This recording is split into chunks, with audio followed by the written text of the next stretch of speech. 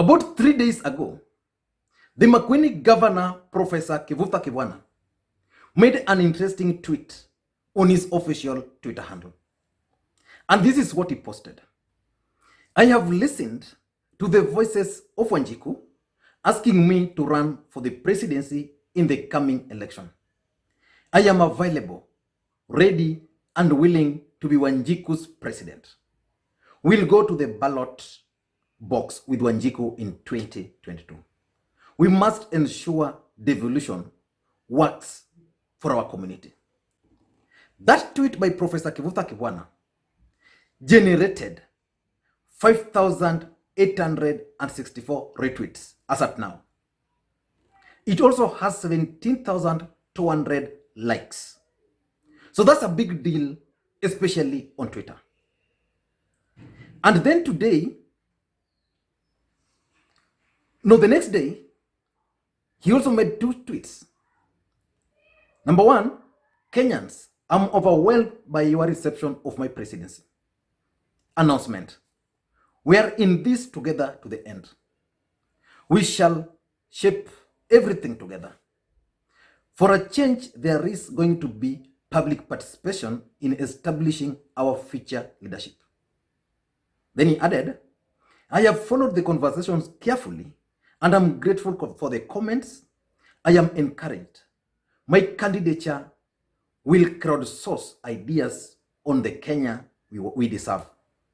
We shall be on this together until August 2022 and beyond, God willing. That's my prayer. Then yesterday, he also made this tweet. Thank you, Kenyans, for overwhelming support towards our joint presidential bid. Many have graciously offered to co-own the campaign. We shall create our winning strategy. A David Wanjiku versus Goliath battle is looming. And God is on our side. Now, if Kenyans are serious about this country, then they should consider the bid by Professor Kibwana. But one thing I'm also sure about Kenyans is that as a country, we are not serious. And therefore, Kibwana will also go into history, just like any other good Kenyan who offered themselves for elective positions, but failed. But I don't know what has changed. During the last election, I remember clearly I accompanied the NASA brigades to one of the campaigner trips. I think was sitting somewhere in Ukambani. And Professor Kibwana announced there publicly that for him, after that election, he was going to look after his grandchildren and cows.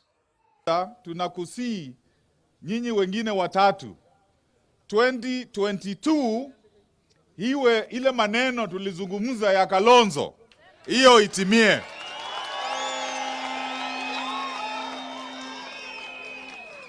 Na mkubwa wetu baba ukikalia kiti, tuanze kuona ishara kwamba unaanza kumpa power na mambo hiyo huyu Kalonzo wake, na yeye afanye kazi na Musalia, afanye kazi na Wetangula, na wale wengine watachagua. Mimi huko nyuma nikiangalia my grandchildren nikiwa advisor.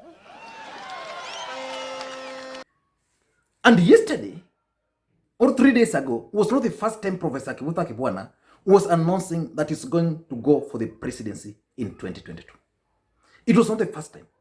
He has been making this, like in 8 months ago, he was very clear that he's going to run for the presidency in 2022. And I remember sometimes back in Turkana, he also made a similar declaration.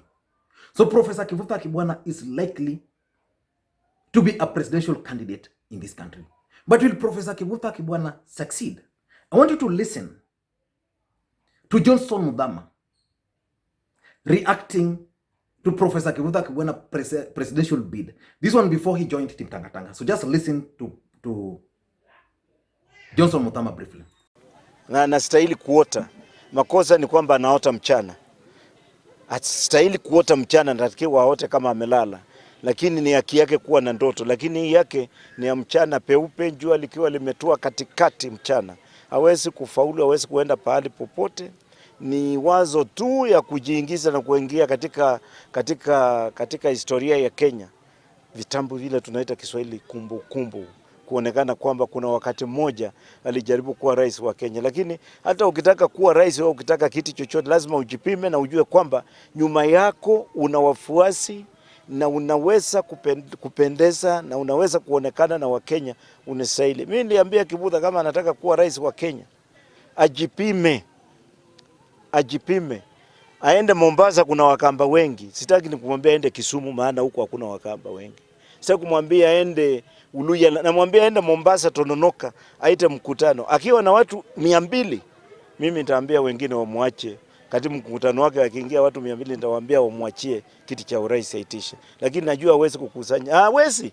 Hata yeye mwenyewe hawezi kuthubutu kwenda Mombasa na kuita mkutano. Hii ndoto hii kiti cha rais. Hapana kiti ya kata, hapana kiti ya kijiji, hapana kiti ya kabila. Hii kiti ni kiti ambao inahitaji watu milioni 45, nusu yao kuamua ni nani anastahili kuwa rais wa Kenya. Sasa Kivutha hata akisimama kwenye jukwaa, hata akiwa amesungua na watoto wa shule, hawezi kuwahutubia wakaridhika. Hata akihutubia ni kama anaenda mkutano wa village pale ambao watu wanaamua wizi wa mbuzi na kuku. Kiti ya uongozi wa urais inataka mtu ambaye akizungumza hata miti yenyewe inasikia kwamba amezungumza. Tukianza kuhesabu hao watu, Kivutha atakuwa mtu mbali sana. Lakini aachwe ya watu ndoto yake, ajaribu. Maana hata ukienda ile mbio tunaita ya marathon, mnajua mbio ya marathon. Ukiona wale wakimbiaji wa haki hawapiti 15. Lakini ukiangalia nyuma kuna watu zaidi ya 1000. Hata wengine hawana viatu, wengine tumbo kubwa, wengine wajui wanaenda wapi, wengine wanajaribu, wengine wanataka waonekane, lakini hawakimbii kushinda, wanataka waonekane tu. Kwa hivyo ni haki ya Kivutha, akitaka kuota haota, akitaka kuonekana, lakini ikiwa kuna mtu ambaye anaweza kuingia kuwa rais, basi Kivutha iko mbali sana. Nasikia aliambia Kalonzo amuunge mkono. Jamani, itakuwaje mtoto wa darasa la kwanza na mwalimu aliyehitimu kama mwalimu yuko pale anasomesha, akiwafundisha, mwalimu atoke mbele aje kukaa hapa afunze na mtoto wa darasa la kwanza? Itawezekana? Sasa huyu ni Kivutha anaambia Kalonzo, wewe umeenda mpaka university umesoma, mimi niko nursery school, njoo uketi hapa nikufunze. Haiwezekani kitu namna hiyo. Now, if you listened to Johnson Muthama keenly, what Johnson Muthama is saying is simple. That's the reality on the ground. I don't think Professor Kivutha Kibwana is going to make a serious bid for the presidency. But I'm not saying he's not the best one. In my view, Professor Kivutha Kibwana is the best candidate for the presidency in this country in 2022. Why am I saying so? When you talk of service delivery as number one, this is a man who's been tried and tested. He's serving his second term as the governor for Makwiny. If you go to Makwiny today, this is a man who contested and won on a separate ticket. Was it Muungano Party?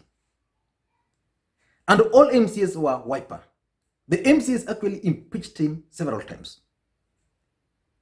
But he never gave up. He delivered to the people of Makwiny. So today, Makwiny is used as a model city, a model county.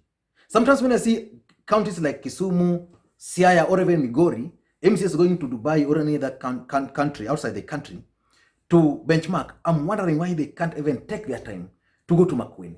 So this is a guy who has delivered. Number two, when you talk of corruption, he's one of the governors who's not been implicated in any corrupt malpractices in their countries. This is a man who was impeached by the governor, by the MCAs, but not on corruption grounds. And all those MCAs who impeached him, all of them went home. The people of Makwiny, in their own wisdom, brought Kivutha Kibwana back to be their governor.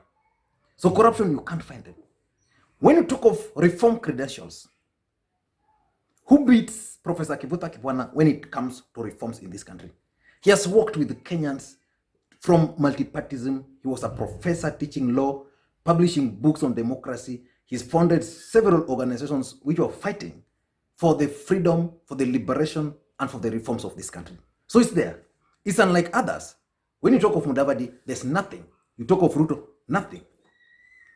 And when you talk of ability to manage Kenyans, this guy has.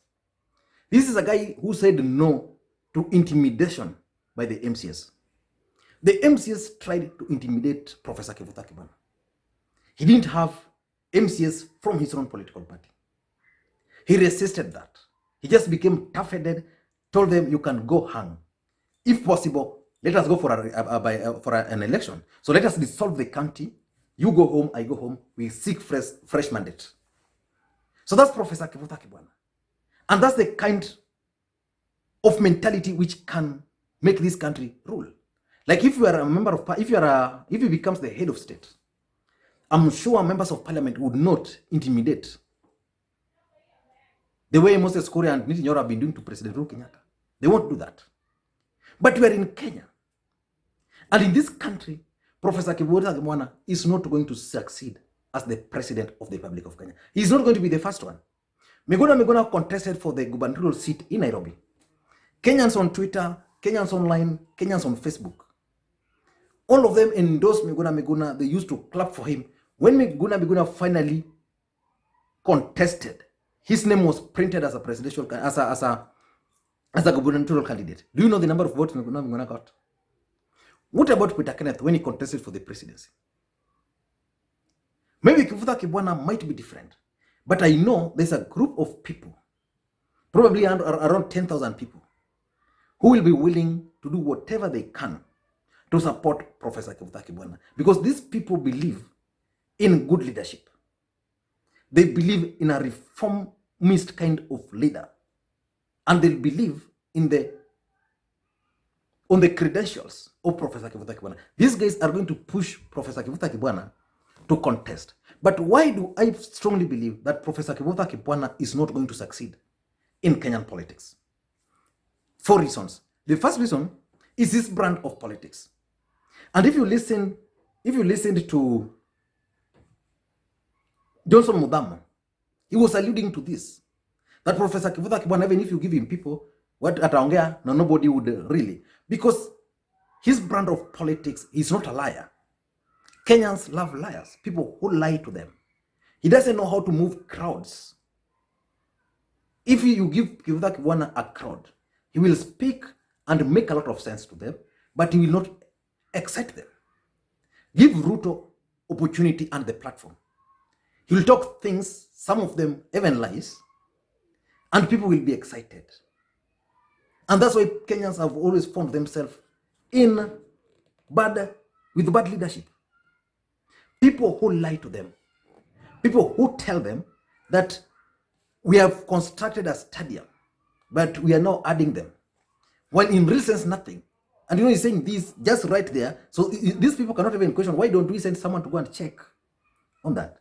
So because of his brand of politics, Professor Kivutha Kibwana is not going to succeed in his presidential bid. Number 2 is our tribal kind of politics. In this country, we can talk the way Professor Kivutha Kibwana is good. Kambas, at the end of the day, will retreat with their Kalonzo. So they'll view Professor Kivutha Kibwana as someone ought to spoil for him. The rest of the country will also run to their cocoons. Luos will die with their Raila, and people like Western Kenya Coast will also hang around Raila Odinga. Kalenjins will die with their William Ruto. They'll tell you, my thief, my choice. The way I saw Dennis Itumbi was advocating for. My thief, my choice. Lawyers might decide and congregate around Musalia Mudavadi. And because Kivutha Kibwana is going to try to run on a non-tribal kind of politics, he's not going to fit in. How will Kivutha Kibwana get a member of parliament from Nairobi without invoking the name of the tribe, without identifying a Kamba tribe, a Luo tribe, to contest in a Luo-dominated constituencies in Nairobi, a Kamba to contest in a Kamba-dominated constituency in Nairobi, maybe a lawyer to contest in Westlands? How will he do that without being now tribal? And because that's not his brand of politics, he's not going to succeed. Number 3 is campaign funds. Professor Kibwana has not stolen any money. So he's not rich. Campaigns in Kenya are very expensive. People will only come to your rallies unless you are different to listen to you. If at the end of the day, they know what they are going to get at the end of it. MPs are being bought in parliament. MCs are being bought in parliament, in the assemblies. Ordinary Kenyans, because their members of parliament are neglecting them, they'd rather finish with you Kikuja. So they tell Kivutha Kibwana, Sisi, we don't care whether you become president or not. We wait to party. But this guy doesn't have that corrupt money. I'm not even sure whether Kivutha Kibwana has enough friends to help him finance his presidential bid. I know he's going to have well-wishers. Someone like me would probably send him 5,000 through M-Pesa, 1,000. Many of you would do that here because I know so many people, even personally on this channel. To be honest, there are people who send me money and I thank them. And there are very many sometimes. I just, nikiamuka asubuhi napata tu mtu amenitumia 2,000. You know, so we will be able to send Professor Kibwana that kind of amount of money. But this country, if you know where it starts and where it ends, and you want to use a chopper during the campaign period, it's not going to be very easy. So Kivutha Kibwana has not stolen. So he doesn't have enough campaign money, and that's going to be a big problem and challenge for him. And lastly is alliances. Alliances are going to be formed in this country based on tribal politics, based on interest, based on the system's interest, based on the kingmakers. They're going to say, okay, sasa we are going to have, okay, there's this alliance. Ruto ako there, ako na nani. Raila ako hapa, ako na nani. Kivutha Kibwana will be a lone ranger. He will be a lone ranger unless there's a camp which will decide to get him as their presidential candidate. Compromise. But again, if that will happen, it means those guys are going to be the guys who are going to call the shots once he becomes the president. So they're going to be the cartels. So forming an alliance in this country will also be another problem for Professor Kivutha Kibwana. So it's not going to be very easy. And lastly, and I don't know, is Professor Kivutha Kibwana running for the presidency because it's Professor Kivutha Kibwana? Or is he running because someone wants to spoil the Kamba votes from Kalonzo Musyoka? Those are questions. I know you might laugh, but those are the questions. Is he being sponsored by Uhuru and Raila? Because Kalonzo is not seriously on this side, so they want to take some of his votes. Or is he just running as Professor Kivutha Kibwana? Or is he being sponsored by the deputy president with a view to bring reform-minded guys together, then join later? Those are questions which are going to come up as we move forward. But in my view, the entry of Professor Kivutha Kibwana is not going to change the equation, the political equation in this country as things stand today. But if Kenyans were serious, they would consider the presidency of Professor Kivutha Kibwana. I know you are a Kenyan, and I know you are looking at me and facing me. I know, and you also know, that when it comes to leadership, Kenyan voters are the most gullible. They don't make the right choice. Then after failing to make the right choice, the next day after the election, they're the same people who start making the noise. And if you're in doubt, go to Kirinyaga and ask them how their governor is doing. Go to any other county, or just let me know the name of your country. By the way, just type for me the name of your county, the county you come from. Then I'll tell you whether your governor is working or you are regretting.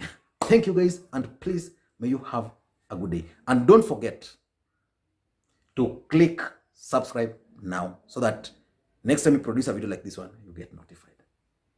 Thank you guys, and may you have a good day.